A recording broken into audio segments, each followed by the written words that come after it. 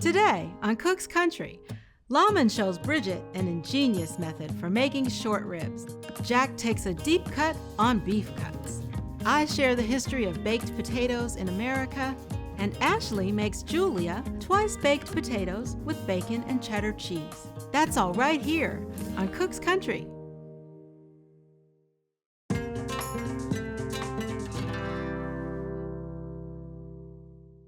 Short ribs are exactly what they sound like. They're just the beefy, short cuts from beef ribs, and they usually come from the plate or the chuck section of the cow. Now, because of this, they've got lots of intramuscular fat and collagen. They're perfect for braising, and that's how I usually cook them. But Lawman's here, and he's going to show me another thing to do with short ribs. What are we going to do today? That's right, Bridget. What if I told you could have tender short ribs without all the braising time? Yes, because it's really, I mean, it can take you hours and hours to break these down. Yes. Okay, yeah, I'm sold. Okay, so here I have 2 pounds of English cut boneless short rib, 4.5 inches long, 1.5 inches thick. These have already been trimmed. I'm gonna finish up with this one.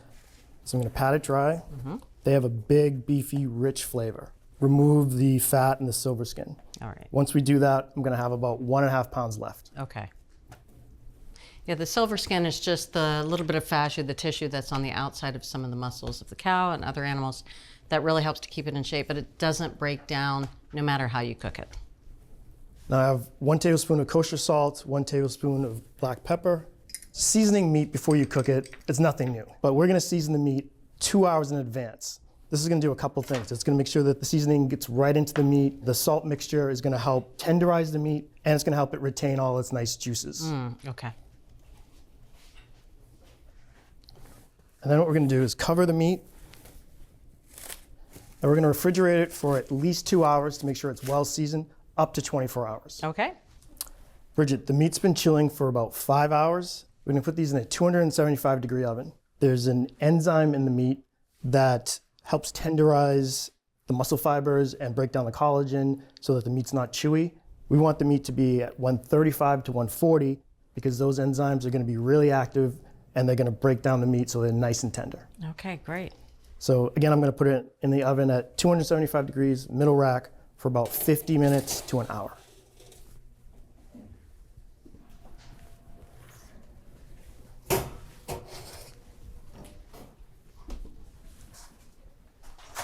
It's been 50 minutes. It's time to temper our meat. Okay. Again, we're looking for a temperature between 135 and 140.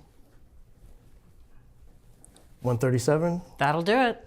It's perfect. So Lawman, these do not look, that pretty right now. I knew you were gonna say that. And I admit, they look a little blah, but we're not done with these yet. Okay. We're gonna do a reverse sear. So the first part was that low and slow. The next step is we're gonna sear them, get a nice crust on them. Then they're gonna look gorgeous. The ribs have rested for 10 minutes. So now we're gonna sear them. Now what we're doing is we're gonna treat these ribs like little steaks. I have 1 tablespoon of vegetable oil in the pan. It's heating over medium-high heat, and I can see it's just smoking. You wanna let it go for about 1 to 2 minutes per side. This is actually one of the advantages of that reverse sear too. When the meat's in the oven, the exterior gets a little bit dried out so it can get a really good sear. Oh, look at that. That looks like dinner. We're gonna let the second side go for about 1 to 2 minutes. Okay. These look great. Now it's time to get them on the cutting board. Oh my goodness.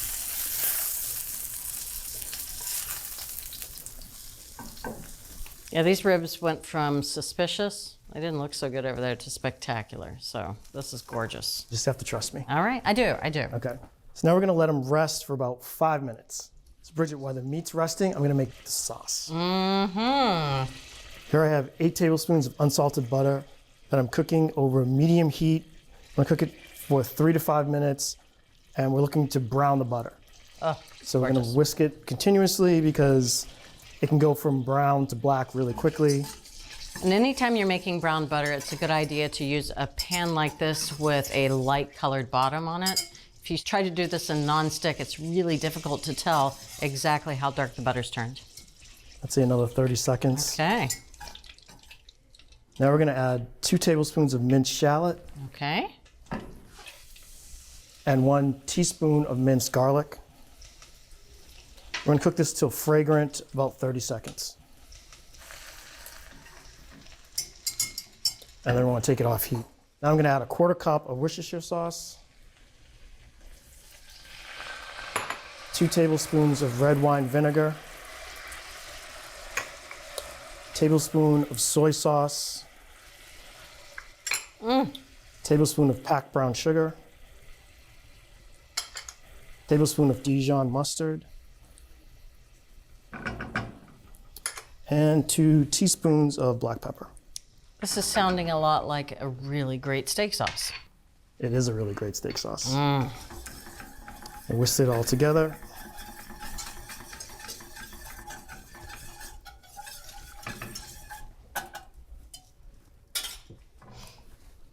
And that's it. Smells great, right? Oh my gosh, that's amazing. Yeah. Now we're just gonna put it into a gravy boat, or in this case, sauce boat. A sauce boat. Last but not least, we're gonna cut our ribs. So you wanna cut these as thin as possible because that's gonna shorten the muscle fiber in there, and it's gonna help with making these even more tender. Okay. Oh, look at the color. There's no gray band at all. Look at that. This is as perfect as it could get. And I gotta say, when you braise short ribs, you don't get medium rare at all. You don't. All right. Oh my goodness. This is restaurant quality, Lawman. Well, thank you. They cut very easily. All right.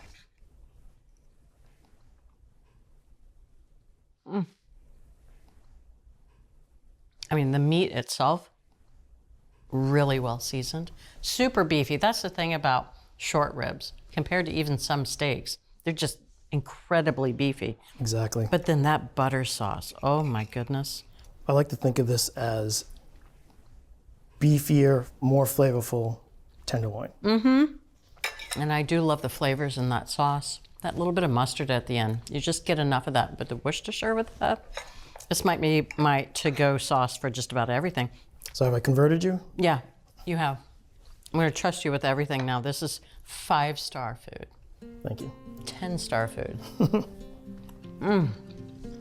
Absolute perfection. Thanks so much, Lawman. You're welcome. Well, if you want to make these delectable short ribs at home, start the ribs in a low temperature oven, rest the ribs and then sear them quickly, and then make a beautiful brown butter sauce to go over the top. And I mean that sauce takes them over the top. Fantastic. So, from Cook's Country, slow roasted, medium rare beef short ribs. Love what you're watching? Take your cooking to the next level with our Essential membership. Get instant access to thousands of recipes, tips, techniques, product reviews, and step-by-step videos. Our members app allows you to search by ingredient, set dietary preferences, and save your favorite recipes. For those looking to level up, our newest feature, ATK Classes, offers more in-depth instruction led by ATK experts, so you can gain greater confidence in the kitchen. Start your free trial by visiting the App Store or going to americastestkitchen.com/YouTube today.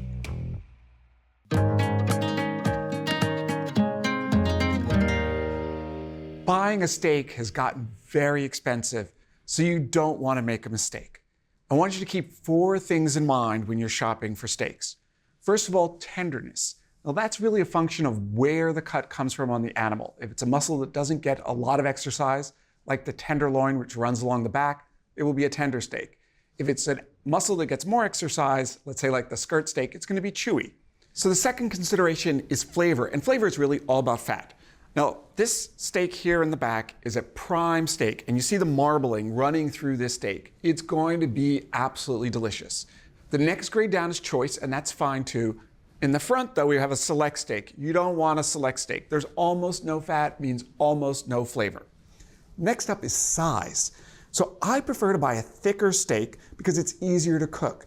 It can stay on the grill or in the pan longer without overcooking, which means you get a better crust on it. In fact, I often buy a 12 or 16 ounce steak for myself and my wife, and we slice it and serve it 1 steak, 2 people.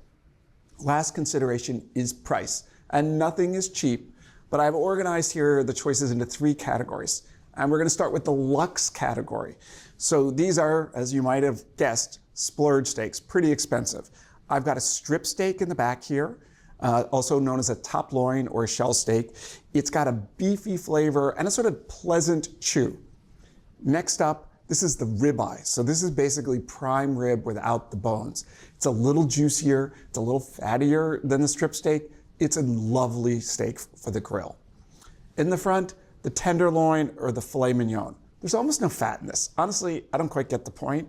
Yeah, it's really tender, but there's a reason why it needs butter, a sauce, or a pepper crust, is because there's not a whole lot of flavor. So as you can tell, I'm not a huge fan of the tenderloin.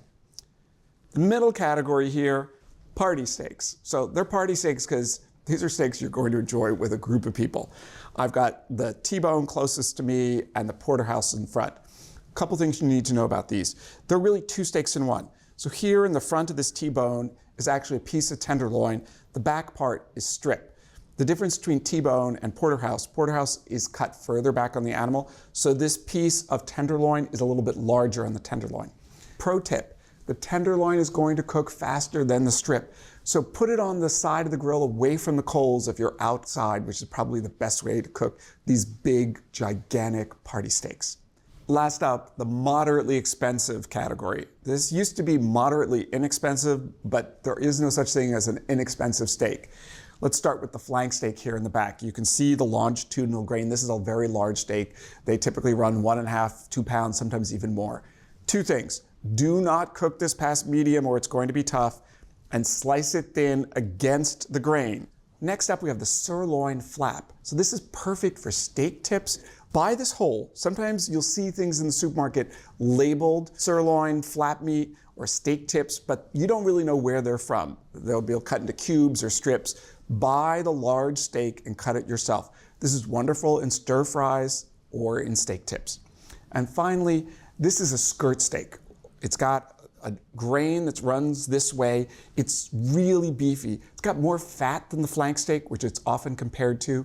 It's sometimes called the fajita steak, and I love its sort of narrow width because when you slice this, it tucks in perfectly into a tortilla. So there you have it, the favorite steaks here at Cook's Country and tips so that you don't make a mistake next time you go shopping in the supermarket. Enjoy.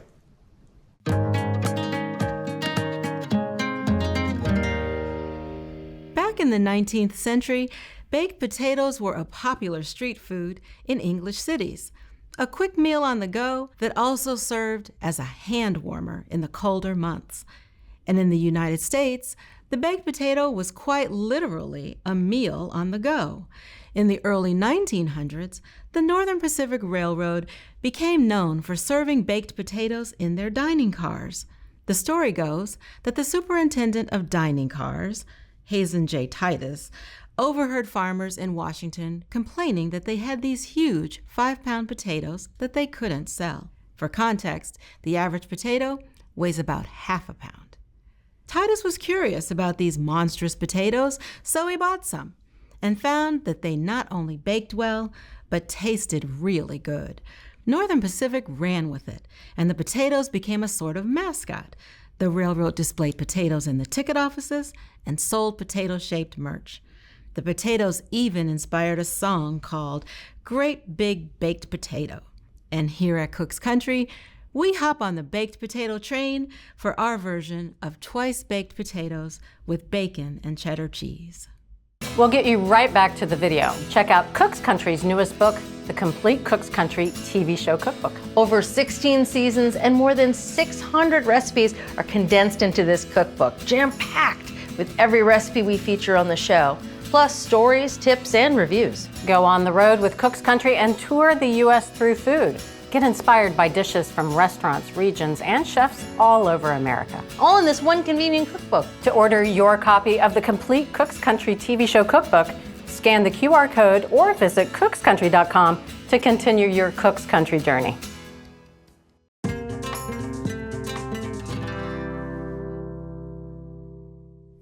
Twice baked potatoes never taste as good as they look. Sure, sometimes the filling looks fluffy and there's garnishes on top, but oftentimes that filling is bland and the skin on the outside is leathery and dry. But today, Ashley promises to change all that. You bet I will. So, I mean, you really can't go wrong with a twice baked potato. Essentially, they're a super cheesy mashed potato on a plate. Yeah. But like you said, they can be leathery and tough. So the version I'm gonna make today uses a really cool technique that fixes all of those problems. Ooh. Yeah. So before we do anything at all, as you can see, I've got 4 russet potatoes here. They're between 8 and 10 ounces each. It's important for this recipe to buy potatoes that are even in size just to ensure that everything cooks at the same rate. Makes sense? So I'm going to pierce both sides about 3 times each, so 6 pierces total per potato. Okay, that's very specific. It is, because it's the perfect amount that's going to allow the steam to release so that the potatoes don't get too tough and leathery as they're in the oven. That makes sense. Now, what I'm going to do is I'm going to combine some water and some salt. This is a 1/2 cup of water. And I've got a tablespoon of salt. All right. That's a pretty strong brine. You're right. And what I'm going to do is I'm actually going to be putting the potatoes in here, but this is actually going to help to season the exterior of the potatoes, dry it out, and also keep it nice and crisp so it doesn't get leathery in the oven. It's not going to hang out here for very long. I'm just going to make sure that it's moistened on the exterior of the potato. So you're just coating them with salt water. A nice potent salt water. Now all we have to do is put this into the oven. I've got a nice hot oven that's preheated to 450 degrees. Oven rack's at the middle position. And I'm gonna bake these until they register 205 degrees on the interior, which should take about 50 to 60 minutes. And 205 degrees is really important because that is gonna be the sweet spot for where we wanna stop cooking the potatoes. All right. Julia, do you mind closing the door for me and just reducing the temperature of the oven to 400? You got it. Let's just check the internal temperature. Again, we're looking for that sweet spot of 205 degrees. All right. 204, I will take that. All right, now I'm gonna let these cool for about 15 minutes. While those cool, let's move on to some of our ingredients that are going to jazz things up in the filling department. Welcome to the filling department. I love it. I've got some bacon here. It's 4 slices of bacon that I cut into 1/2-inch pieces. And I'm going to cook that in this 12-inch nonstick skillet. It is an oven-safe skillet, and that's important for a little bit later on in the recipe. I'm going to cook this bacon 5 to 7 minutes until it is nice and crispy over medium heat. All right, Julia, so as you can see, our bacon is beautifully crisp. Again, that cooked for about 7 minutes. And it's been 15 minutes and the potatoes have cooled off beautifully. Okay. So let's make our filling. But before we make our filling, we need to take the tops of our potatoes off so that we can get some of that potato flesh out of there. Yep. So again, I promised you beautiful, lovely potatoes that are not dry and leathery, and I think I delivered, not patting myself on the back, but I am. I'm gonna take 1/4 inch off of the top of each potato. I've seen twice baked potatoes where they, at this step, take about half of the potato off. And it feels like you're sort of wasting a lot of the potato. That's another reason why I love this recipe, because we're using as much as we can. I love it. Those are some big shells. Oh yeah. So I'm gonna carve out the interior. I'm using a fork, a little bit of a rocking motion just to release that potato. Now, before I make a huge mess, I'll make a intentional mess and just scrape the flesh of the potato like so. You can see how hot it is. Yeah, but it's not too hot. Again, because we had that rest time. And I'm gonna leave about 1/4 inch of a border in the potato skin. For a little structure. Exactly. All right, so now that I've got that potato empty, I'm just gonna put the shells just over here. And again, repeat, just in a little bit of a rocking motion. I've got all the potatoes scooped out, so now let's make our filling. So I've got the usual suspects here. I've got some melted unsalted butter. This is 3 tablespoons. And then I have some sour cream. This is 1/4 cup. And then some salt and pepper, 1/4 teaspoon of each. And 1/4 teaspoon of pepper. All right, now I'm gonna mash everything together. That smells good. I know. A lot of recipes we found added things like scallions and cheese over the potatoes, but we actually preferred it stirred into the potato. Yeah, that makes sense. Yeah. 3/4 cups of shredded sharp cheddar. I have 4 scallions that I sliced thin. That looks good. All right, finally, we've got our bacon. I'm gonna add that again directly into the filling. Hello. All right, and I'm just gonna mix everything together until just combined. Now, this is clearly a standard for twice baked potatoes, but we do have a couple other variations, and those are on our website. Now we're looking for about a scant 3/4 cup of filling per potato.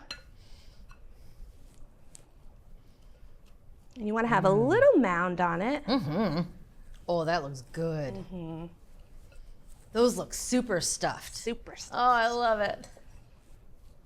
One more step. I just need to use the tines of this fork just to rough up the edges here, because I'm going to be adding a little bit of melted butter, and we want to make sure it has some crevices. I love it. You're making more nooks and crannies to hold more butter.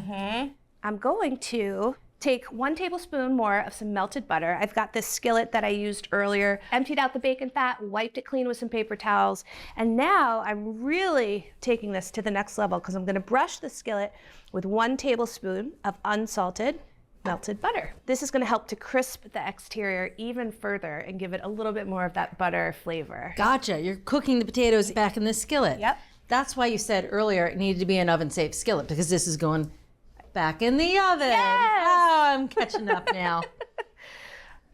All right, and then finally, one last step. We've got 1 more tablespoon of melted butter. For the nooks and crannies. For the nooks and crannies, you said it. Again, we reduced the oven down to 400 degrees. I'm just gonna cook these in the oven for 20 to 23 minutes. I'm just looking for the filling to be warmed through, and it's gonna get a little golden brown on the top. Okay. Oh, those are gorgeous. Thank you. Oh my gosh.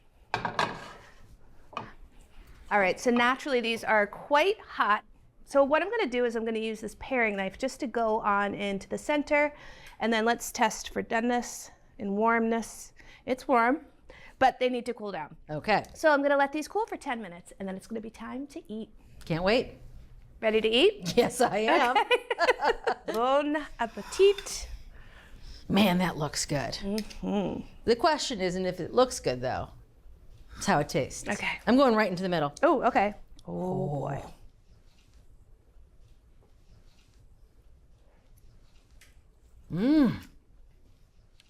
Right off the bat, I taste bacon and scallion. And the potatoes, even though you add a lot of cheese and some sour cream, they're still really fluffy. Yeah. So tender. I'm gonna go for some skin. I'm going right for the end piece.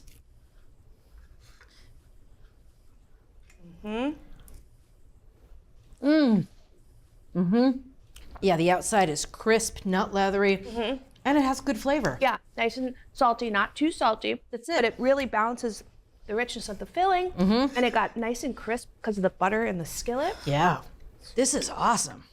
Now, because this seems like something you'd want to do for company, can you fill them and hold them for a while and then bake them kind of to order?